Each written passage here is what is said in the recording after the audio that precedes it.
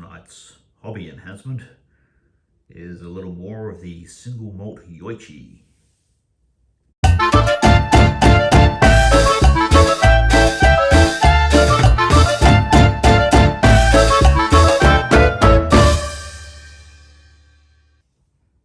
G'day, my name's Chris, and this is the fleet I didn't know I'd bought. What you see before you here is the fleet box and one extra battleship box for the United States fleet at Victory at Sea. When Victory at Sea was re-released several months ago, I had these visions of grandeur of recreating my 1 to 2400 Imperial Japanese Navy fleet in the new 1800s to pick up where we'd left off years ago when we decided to put aside Victory at Sea until they revamped it. That took about 5 years longer than we thought it would, but here we are.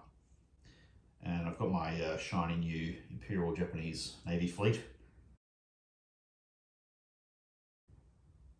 I'll put a link to the video about that somewhere, probably in the comments section. So when I got going with the re-release of Victory at Sea, I got the starter box, which was a great way to get going. And then I got a fleet box and a battleship for the Imperial Japanese Navy.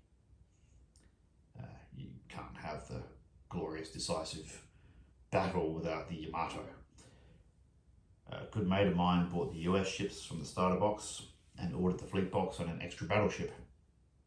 Then we played a couple of games and he realised that he didn't like taking on long-lance torpedoes with US cruisers, and he needed to rethink his investment. Apparently he thinks it would be much better to take on the Imperial Japanese Navy with aircraft carriers. No idea where he got that idea from, but it seems to have influenced his purchasing decisions. So I obliged his change of heart and bought the US fleet and battleship box from him. He also decided to go all Kriegsmarine so I can hock the US fleet at him until I get around to painting up the Royal Navy fleet. So here's the fleet that I didn't know I needed. Painting wise, I tried to emulate the box art and available Google images. I started with the destroyers, like this little fella here. The paint scheme is about right technically, but to be honest, I really don't like it. Yeah, these are the black vinyl decks which apparently the destroyers had. Historically accurate or not, it looks pretty average on the tabletop. But on the other hand, I'm kind of time poor and I'm lazy, so I didn't bother to repaint it, so black they will remain.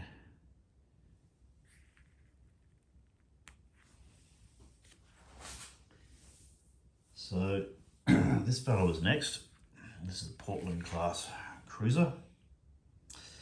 Get a focus shot on that. Also done to the colours as per the various, well, yeah, my thorough Google researching led me to believe. Now, I could have done the pattern camo, but after fuck knows how many 15mm tanks for Team Yankee that I've painted in Murdoch camo scheme, I'd rather let the toy soldiers get picked off at sea than paint yet another battle force in any kind of camo. My hat's off to those of you who put the effort in. It's a great look if you can do it. The grey metal deck looked better than the black, but it still wasn't floating my boat. So next up I did a cruiser. Here's one. Let's see if we can get that in focus there. There we go. One of the Northampton class. And that one has a wood deck, so I thought I'd try the shade of brown, see how it worked. I liked it a lot more than the grey or the black, so I've used that colour for the rest of the shooty ships. It's not 100% historically accurate, but, well, I've got to look at the fucking things for like 2 or 3 hours at a time, so they may as well be pretty. The carrier, let's bring that one up a bit closer. The carrier stood in grey, but you know, that's appropriate, it looks the part. Brown would have been a bit much for the deck of the carrier. Even if the Japanese do something brown, the steel decks a much better look. Now, I did the bases the same style that I did the Japanese fleet bases. It actually fits the Atlantic battle map pretty good. That's the one that comes in the starter box. The Pacific battle map, it doesn't fit quite so well, to be honest. But I like visual consistency. There's a lot to be said for visual consistency across your fleets. It's a bit like narrative continuity. It all helps sort of tie together the suspension of disbelief factor in wargaming, the same as the suspension of disbelief in television and books and pretty much other city fiction and fantasy. With our imaginary retake of World War II with evenly matched battles. So I've stuck with the same basing, and I will do the same for my Royal Navy fleet when I unbox that. So the overall fleet, it seems okay. It's tabletop ready. It's not as consistent or as striking as the Imperial Japanese Navy fleet, but it's perhaps a bit grittier, a bit more down to earth compared to my bright teak decked Japanese ships. Maybe that kind of suits the sort of more pragmatic approach the US took. Well, that's my suspension of disbelief factor on that one anyway. A quick note on the planes. Let's see if I can bring these into a close shot. Here we go.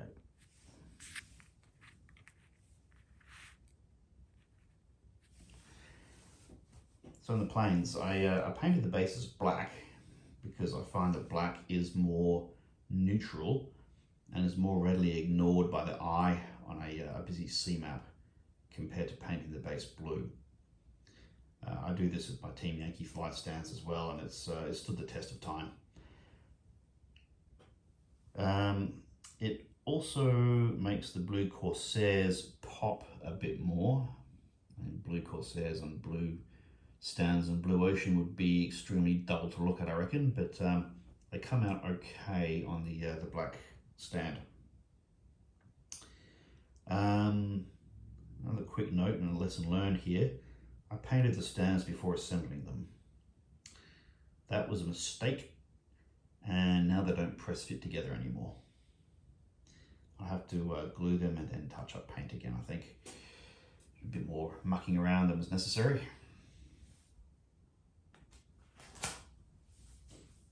So game-wise, I've fielded them a few times now, and I think I've got the first battle report fielding this fleet I should be able to put up shortly if it's not up already. My observations are these destroyers. Well, they're optimistic at best. They've got piss weak hulls and guns. Torpedoes only work 1/3 of the time. Struggling to see the value proposition of a 60-point or 50-point destroyer when it's up against 35-point Italians. The British have got 35-point destroyers. Look, I'm sure as you upgrade the things, you add radars and things, they'll have a bit more value. And maybe in the late war, when their torpedoes actually work, we'll get a bit more value out of them. They've got too few guns to really sort out other destroyers in a serious way, so their employment remains on probation. That said, I noticed that the Japanese destroyers have most of their guns at the back, whereas these fellas can shoot their piddling couple of rounds in any direction. Maybe they'll be better in late war. As for the cruisers, look, I do like cruisers in principle. They're very pretty ships. A bit more interesting than the old slugging battleships. And the cruisers, the American cruisers are okay versus other cruisers. And they're cheap, so they're good value against other cruisers. but they're completely fucking useless against battleships. They've shown some promise versus destroyers once they're in close range, but it's a narrow window between shooting up destroyers versus copping a torpedo in the guts. Something else you'll probably see in the recent battle report. I think they will come into their own fighting the expensive Japanese cruisers at about half the cost of the Japanese equivalent. I reckon I can cause the Japanese cruisers some problems through superior gunnery if I gain up on their cruisers before they get the torps off. And it might force the Japanese cruisers to let their torpedoes out at longer range than what they would like to, and therefore have less effect from their torpedoes. Saw a tiny bit of that in the recent game. So I was shooting up a light cruiser pretty effectively, so it decided to dump its torpedoes at more of a mid-range instead of close range, but I think I still need to road test this idea a little bit more. Excuse me, I'll have a little more of this hobby enhancement. Top shelf goodness. Now, as for the New Mexico class, here we go. Okay, so they've got mediocre range in the guns, so they're outclassed for the first few turns of the game, and they only move 4 inches a turn. That was a massive bloody problem in the last game. So I can see why they're costed so low. But once they get from extreme range into long range, or even better, close range, oh my lordy my, these bastards eat battleships for breakfast. And if you pair up 2 of them, my god, they make a mess. And at 395 points each, you can always have at least one in your fleet, and in a decent sized battle you can squeeze in a couple depending on your priorities. So they're good bang for buck. Now, as my friends and I are relatively new to the game, they're also having trouble keeping the New Mexicos at long range. So I'm enjoying it at Biffo for as long as I can before they figure out a solution to that one. Worth noting, the last game we had, they were starting to get there. They actually crossed the T, as it were, of the slower New Mexico battleships. But the New Mexico still got into long range against at least some of the enemy ships. It just did horrible things to them. So there's a bit of an arms race going in strategy and tactics there. Now, I can't say too much about carrier actions because I've only used the carrier once. And I had the misfortune of the wind blowing from my own table edge. We rolled it up randomly, which turns out to be exactly the worst place from which to have the wind blowing if you're trying to operate the damn thing. That was ridiculous.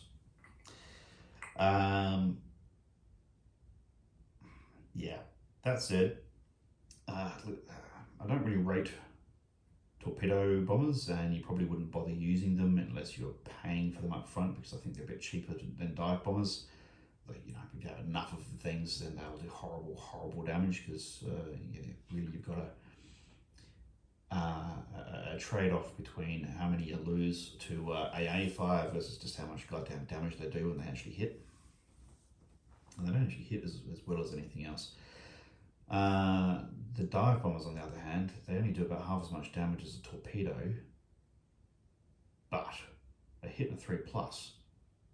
And in the last game, I think I wasted, with 4 flights of planes, just the ones that came in the fleet box, I managed to waste 3 Japanese destroyers.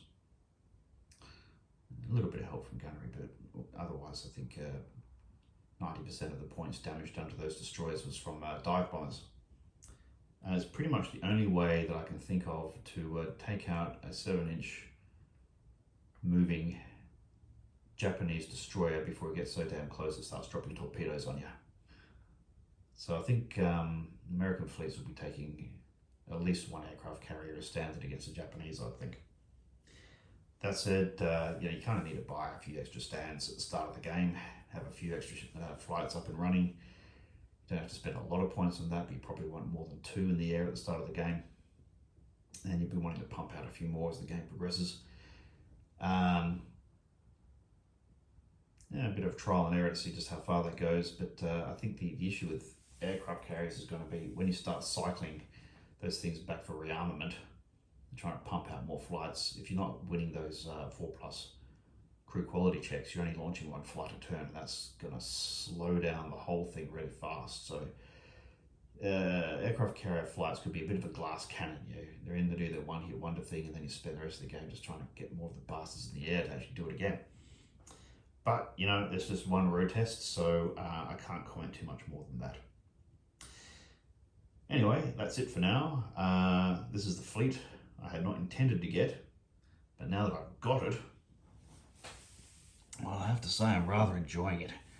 There is something very satisfying at chucking 12 dice of heavy guns at enemy capital ships every turn. Well, you have 24 dice if you've got 2 of these battleships working in tandem. Yeah, now that I've blooded them, I think they're a worthwhile investment. Glad that I spent the time to paint them up to tabletop standard. And we should be getting some more games in soon against the Kriegsmarine, I think, now that my good mate and arch enemy Andrew seems to have gotten his destroyers in for his Kriegsmarine fleet. So thanks for watching. Feel free to click like, comment, let me know how you find the United States fleet, or how you enjoy doing battle against them. Subscribe if you want to see more of this content. I'm hoping to get some more game vids in the next few weeks. But for now, it's time to call it a day.